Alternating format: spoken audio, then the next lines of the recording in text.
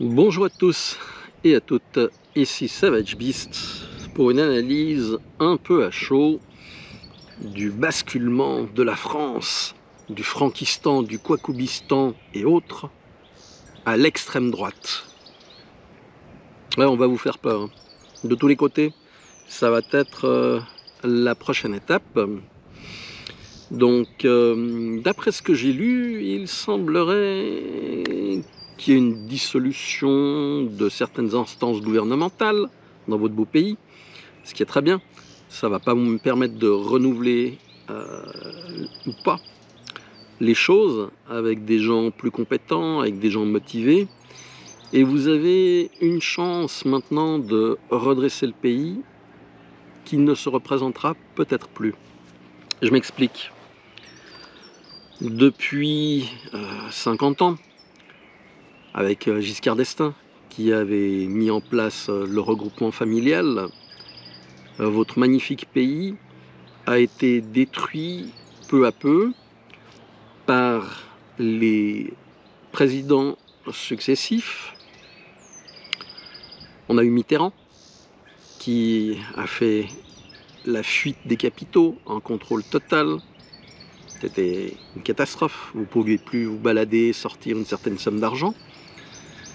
Après quoi, vous avez eu le nain, comme je l'appelle, le nain de Naxi, Boxa ou quelque chose comme ça.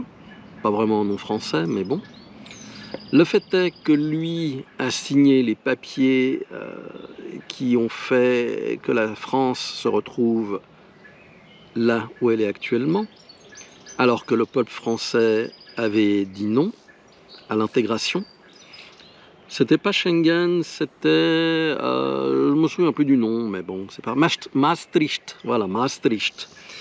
Et donc là, vous l'avez eu profondément dans le fondement, pour parler poliment, au même titre que d'autres pays, hein, il ne faut pas se leurrer. Alors, la figure de proue qui est connue, une certaine Marina, je l'aime pas du tout. J'ai aucune confiance en elle. C'est quelqu'un qui a montré qu'elle pouvait absolument changer son fusil d'épaule sans aucun remords. Le petit jeune qui maintenant semble être une figure montante, je le connais pas assez, j'ai pas assez de recul. On va lui donner donc la possibilité de faire avancer les choses. Mais néanmoins, si on regarde tous ces fameux candidats, ils s'habillent tous la même chose, ils portent tous des coiffures, des cravates, des chaussures quasiment identiques. On est dans une stratégie d'image. On n'est pas forcément dans une stratégie de résolution des problèmes. Alors, je dis pas, peut-être que l'équipe qui est avec lui a de très bonnes idées et qu'elles vont être mises en place, appliquées, ça serait très bien pour éviter que la France ne soit plus ce qu'elle est.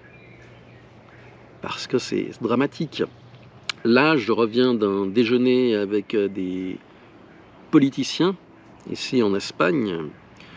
On m'a demandé un peu mon avis et je l'ai donné. Je suis très brut de décoffrage. Je leur ai dit que tout était complètement pourri dans le pays et que c'était la faute à Bruxelles parce que au niveau du pays, il n'y a plus aucune commande qui vienne du gouvernement. Ce sont toutes des commandes qui sont faites depuis Bruxelles, qui ordonnent de faire des choses, qui allouent des fonds, et ces fonds sont utilisés. C'est la même chose en France, c'est la même chose dans le reste de l'Europe, et le problème, c'est la planche à billets.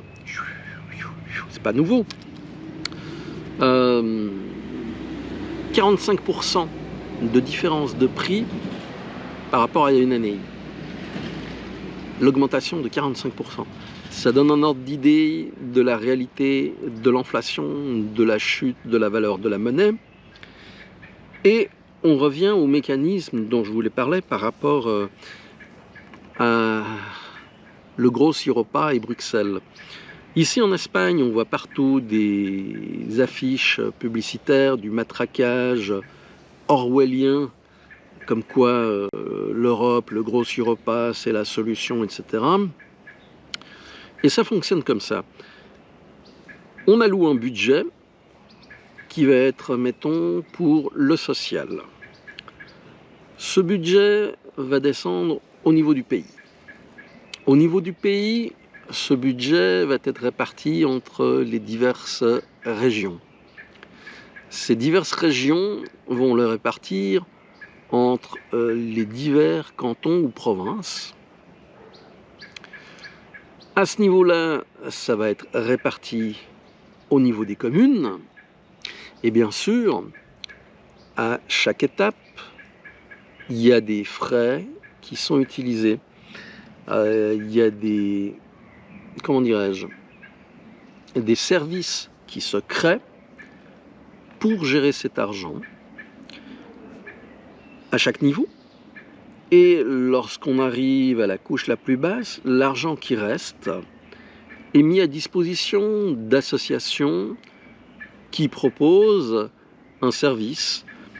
Ça peut être pour aider les gens à trouver un appartement, pour aider les gens à avoir des soins. Mais le but de tout cela, en fait, c'est d'avoir des gens qui sont placés au sein de ces associations, groupements. Mettons que je fais une association de soutien, de réintégration au smartphone zombie. Je présente un plan en disant, voilà, on va faire ça, ça, ça pour aider ces pauvres choux. Ça va coûter tant et on va avoir besoin de tant de personnes. On aura besoin de 3 psychologues, de 2 secrétaires, etc. C'est pas important. Mais l'idée, c'est que vous apportez un schéma qui est fait, que vous donnez, et par rapport à ce schéma, on vous donne une somme d'argent.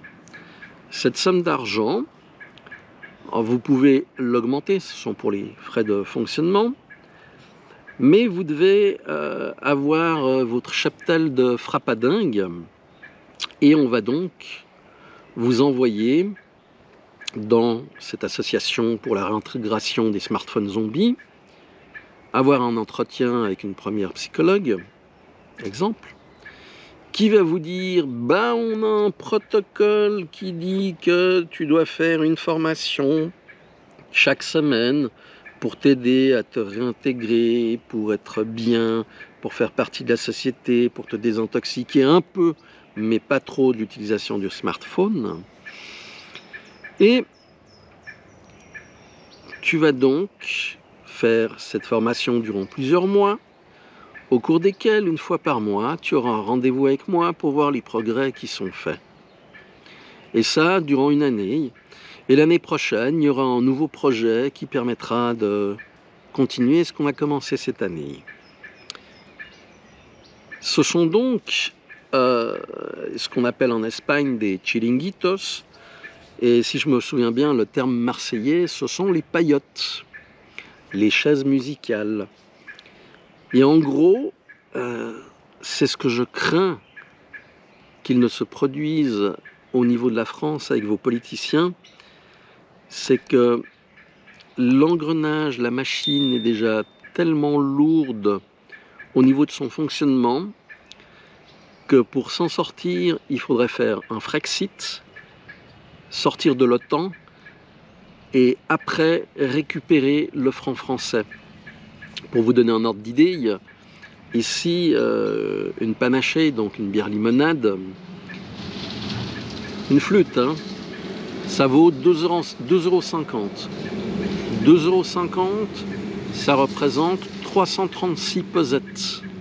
Avec 336 pesettes, à l'époque où la pesette était disponible, j'arrivais à faire un repas dans un restaurant avec un dessert, aller boire un café ailleurs et avoir encore pour mon 4 heures. Ça donne un ordre d'idée de quelle est la réalité économique de la situation. Bruxelles va continuer à imprimer ces papiers qui ne valent plus rien, mais qui lui permettent de garder un contrôle artificiel jusqu'au moment où ça sera absolument incontrôlable. Et on n'en est pas loin. On n'en est pas loin puisque tout augmente de plus en plus. Il y a de moins en moins de choses, il y a des pénuries de tous les côtés. Et il y a de plus en plus de paillotes, de chiringuitos, d'associations inutiles qui vont ponctionner cet argent. Voilà ce que j'ai dit en l'occurrence aux politiciens avec qui j'avais le rendez-vous ce matin et avec qui j'ai déjeuné. Ils m'ont donné raison. Ils m'ont donné raison. Ils m'ont dit, tu comprends, si on change quelque chose, on va perdre notre pouvoir. Si on change quelque chose, on va perdre l'argent de Bruxelles. Ouais, sauf que je vais vous donner un exemple. Dans la commune d'à côté, le maire a décidé de rénover un bâtiment, à savoir on le rase et on construit un autre. Et il devait avoir une subvention européenne d'1,5 million qui couvrait eh bien, l'édification du bâtiment, la mise en place de tous les bureaux, de toute la structure, pour autant que le bâtiment soit terminé le 31 décembre 2023. Comme vous le devinez, le bâtiment n'a pas été terminé. Et ils ont perdu la subvention d'1,5 million qui couvrait l'ensemble. Et là où ça devient rigolo, c'est qu'on est déjà à plus de 8 millions d'euros engagés pour ce bâtiment qui n'est pas terminé. On se demande où l'argent est passé. Et cet argent, eh bien, ce sont les impôts des gens. C'est pour ça qu'il y a tout un tas de nouveaux impôts qui sortent de tous les côtés. Il faut bien comprendre, l'Europe est en état de mort clinique. C'est un cadavre en état de décomposition. Mais on peut encore utiliser son sang, on peut encore utiliser ses organes, on peut les vendre. Et on va découper tout ça jusqu'au moment où il n'y aura plus rien à découper. Je vous laisse faire vos conclusions. Alors, est-ce que la France a basculé totalement à droite, totalement nauséabonde, le bruit des bottes et tout ce que vous voulez? Je vous rassure, le bruit des bottes, il est déjà présent depuis un bon moment, depuis que votre cher, comment dirais-je,